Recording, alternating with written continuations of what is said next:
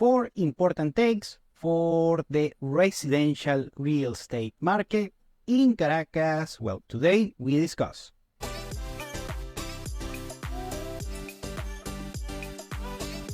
Welcome to Venezuela Insider, the only place in Venezuela for expats, digital nomads, entrepreneurs, investors, travelers, and related internationals.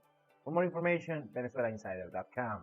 So today we are talking about the residential market in Caracas, Venezuela. Of course, it's the capital of Venezuela. And if you are listening this from abroad, most likely will be the case. What happens is, of course, you think that Caracas is one of the important cities in Venezuela. It's the capital and the most populated city. But it's way more important than most people think, even some Venezuelans. Caracas, the whole metro area of Caracas, represents 16% of the Venezuelan population within the country, of course, disregarding the several million migrants abroad. Anyways, however, Caracas represents 40% of the Venezuelan GDP. So it's huge. Almost half of the Venezuelan economy has some sort of tie with Caracas. And hence, Caracas, of course, becomes very important regarding the real estate market, the residential real estate market, that, of course, throughout the country, but the Caracas, especially the main areas within the Caracas real estate market, are very, very attractive and are very, very important. So this video will be bad news for these international investors that are looking to invest in Venezuela at a fire sale price. Now, this data and this particular study was made between January of 2022 and March of 2024. So we have a little bit over a 2-year span of work and data for this particular study regarding real estate within Caracas. So number one, we are talking about the areas within Caracas with most volume of transactions. And these areas they are located on the center east side of the Caracas. Caracas is huge. It's basically like a country by itself. And the 3 major areas where you see more transaction volume are in Santa Monica, that is on the Santa Rosalia parish. So it's basically part of the Libertador municipality on the west side. Basically, I mentioned this. I did a video regarding municipalities in Caracas. Please check that out and you can understand what I'm talking about. So you have Santa Monica, you have Los Chaguaramos, and also you have Bellomonte. 3 areas that are very attractive for real estate transactions. And why? Well, first, location. The location is very centric within Caracas. They are attractive, not also because they are, let's say, middle-class areas. They are not spectacular or luxurious areas of Caracas, but still, let's say, middle-class with some amenities, well located to different, both, of course, businesses and amenities within Caracas. And also, the prices are not as high, but believe me, they are not cheap compared to the expectation from most people outside Venezuela, but still they are manageable compared to the current paradigm on the real estate in Caracas. Number 2 is the area with most volume of sales. Before, we mentioned the areas with most units sold within Caracas regarding residential real estate, of course. Now let's talk about the price. Where do you have the most volume of transactions on dollars? Here in Caracas, actually, and this area is Campo Alegre.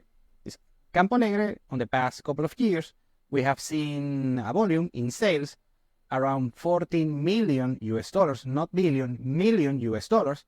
And this particular area, Campo Alegre, is very attractive because it's a very nice, let's say, upscale residential area within Caracas on the center east side of the city, and actually one of the most prestigious, one of the wealthiest municipalities within not only in Caracas but in Venezuela overall. That is the Chacao municipality, that, of course, I mentioned Chacao a bunch of times. I mentioned thousands of times here on my platform, and this is a very popular area of Caracas. I mean, one of the most popular municipalities here in the country, that you have a lot of amenities, entertainment, schools, also healthcare facilities, but also you have a lot of big businesses, and they have some sort of side of presence in here in Venezuela and of course in Caracas.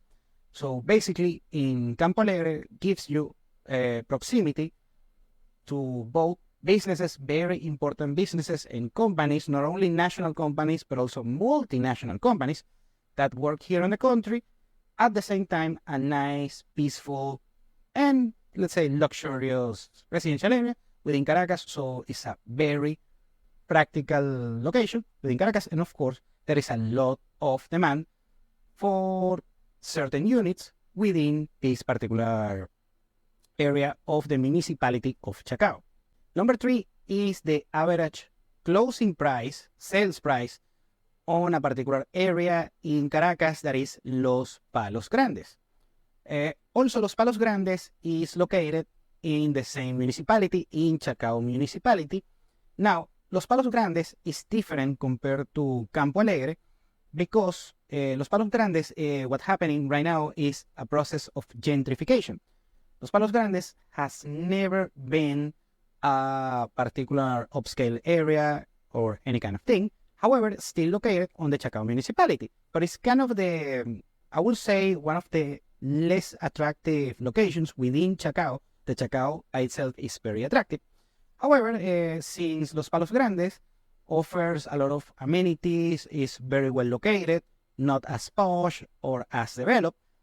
However, we have seen as a spontaneous market movement here in Los Palos Grandes that, since, of course, gentrification going on this particular area, has increased a lot the prices in real estate over there.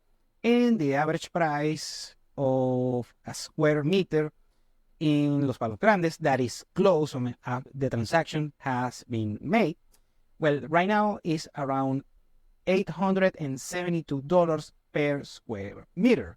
That's a lot for Venezuelan standards, but actually is quite low compared to the nice areas in the east side of Caracas, like Las Mercedes or Altamira or La Castellana, that have prices over $1,000 per square meter.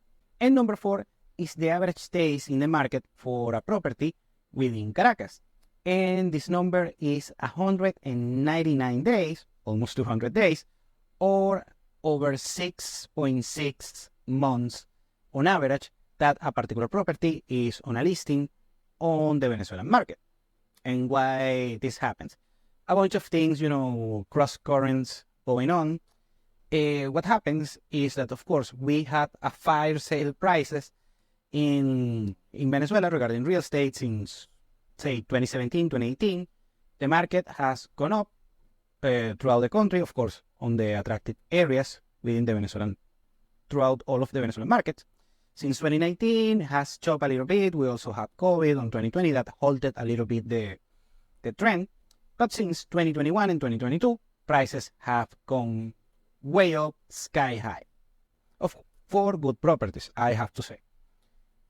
What happens in Venezuela right now is, first, we don't have a mortgage market, so that creates less transactions. Also, you need liquidity in order to purchase a good property here in Venezuela. But what happens here, the status quo on the Venezuelan real estate market is that if you have a good property on a good price, it's going to be taken down pretty easy. However, this is not how the average Venezuelan thinks. I explained many times that the average Venezuelan likes to sell things at a premium of the market, usually above market price. And in most cases, this particular individual is unsuccessful, but on the few times that it is successful with this particular, irrational above average price, a premium price, what happens is, once in a while, one of these guys actually gets lucky, and that creates a precedent for the rest of the market that is actually the price. So that's why you're going to see in most of Venezuelan real estate listings overpriced properties.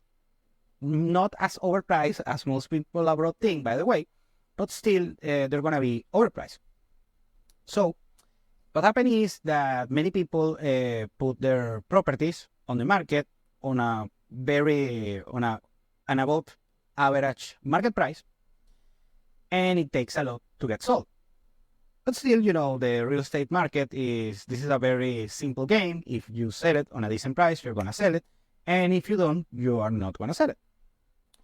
So what ends up happening is that eventually the good properties, let's say just a little bit overpriced, but still with a margin to negotiate, those properties are going to be sold. And most of the properties are not going to be sold.